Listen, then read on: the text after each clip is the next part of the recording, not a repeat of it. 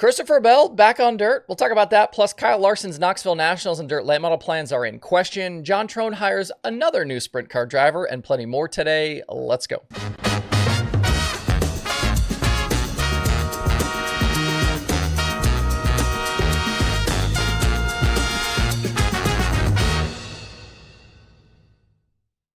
It's Thursday, May 30th. I'm Justin Fiedler. This is DIRTRACKR Daily presented by Kubota Genuine Parts. At Millbridge Speedway last night, we saw one driver return to dirt racing for the first time in almost 2 years. Out of nowhere, on a Wednesday in May, Christopher Bell was back behind the wheel of a non-wing micro. The last time Bell was racing on dirt was at Texas Motor Speedway in September of 2022. That was for his own named Micromania event. The Stewart-Haas racing engineer DJ Vanderlei was injured in a crash at that event, suffering a spinal cord injury, and Bell ended up pulling out of that event out of respect. Between that and Bell's NASCAR team, Joe Gibbs Racing, not exactly being supportive of his dirt racing exploits, C-Bell has stuck to just his pavement racing job over the past few seasons. That's meant absences from the Chili Bowl, where he's a 3-time winner, and no sprint car appearances since 2022. He has stayed involved, though, fielding sprint cars and micros out of his own racing shop and taking Tyler Courtney to the Tulsa Shootout last year. Bell didn't seem to have any rust last night. He went third quick in qualifying, then went fourth to second in his heat race, and then ended up fourth in the 30-lap main event. Sam Johnson won that race that also featured Jade Avedissian and Dazen Persley in it, fresh off of that Houston sprint car win. Jade was in a Dave McDalby car, and Persley was in a ride for Chad Boat. So, do I think this will suddenly lead to a flood of dirt races for Bell going forward? No, I don't. I did send some text messages yesterday just to get, some information and see what was going on out there about this.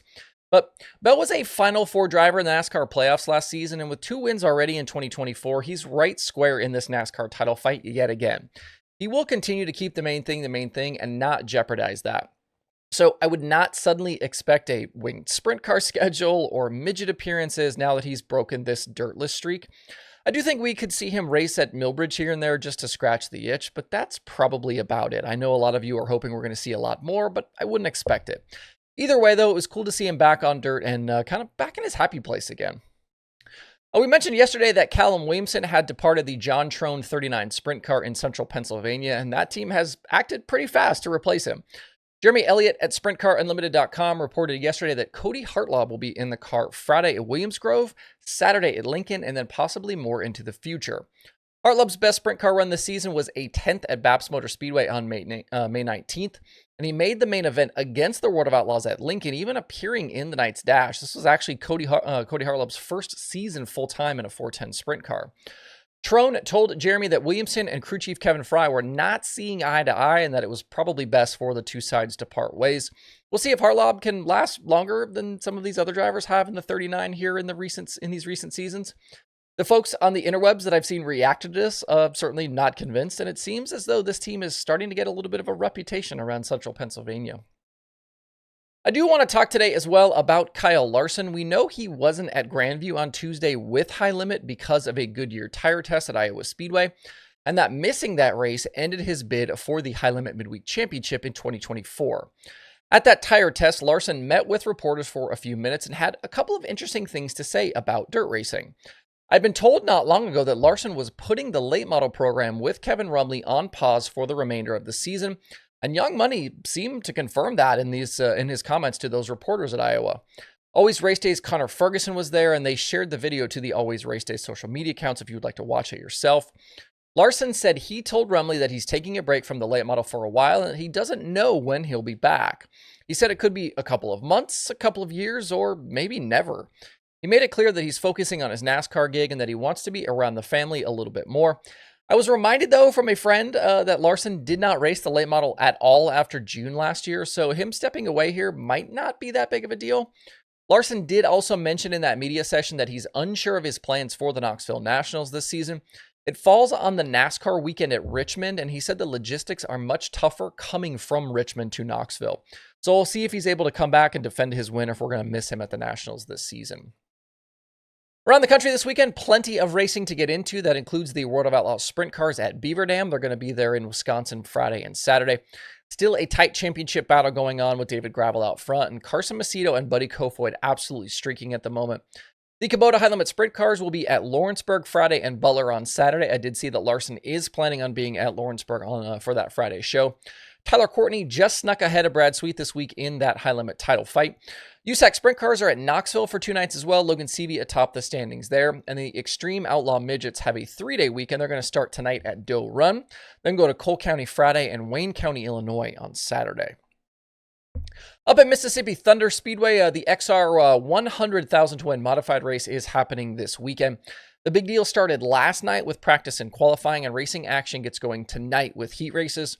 Friday is the Alphabet Soup with all of the lower mains, and then Saturday includes B-Mod action and the 100,000 to win feature. That main event is 100,000 to win and 2,500 to start. The initial entry list here was well over 200 cars, but they ended up with 145 signed in last night for qualifying. Several big names who had initially committed to run this event are not there. That includes Jimmy Owens and Brandon Shepard, but there are plenty of others there who did sign up on the entry list and who did show up. Longhorn Chassis owner Steve Arpin is actually going to drive the B5 that Shepard was initially supposed to run. That team is focused on getting their late model back together after B-Shep ended up on his lid during that Tuesday night show at Macon with the Flow Series. Drivers who did participate in qualifying last night included Ricky Thornton Jr., Drake Troutman, Kyle Strickler, Scott Bloomquist is there, David Stremme, Bobby Pierce, Mason Ziegler, Cade Dillard, Tyler Erb, and just literally about every big name modified driver you can think of from UMP, USMTS, you name it. Quick time on the night went to Brandon Davis. He's got a nice cushion now headed into heat races with Passing Points, the name of the game all weekend.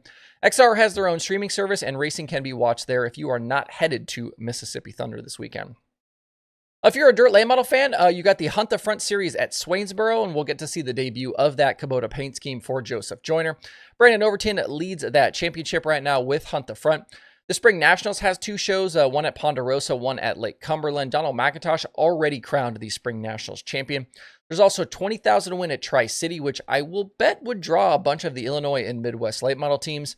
There's also a 15,000 to win crate show at Beckley, so no lack of options for dirt racing to watch as we edge closer to summer here, officially beginning. Before we close out today, Eldora Speedway General Manager Jerry Gappens has passed away. The track confirmed the news yesterday of Gappens' death at the age of 63 years old. He'd been at Eldora since 2022 and was previously the promoter at Gas City. He'd also spent more than 2 decades at Speedway Motorsports, working at tracks like Charlotte Motor Speedway and New Hampshire Motor Speedway. Certainly thinking about his friends and family today.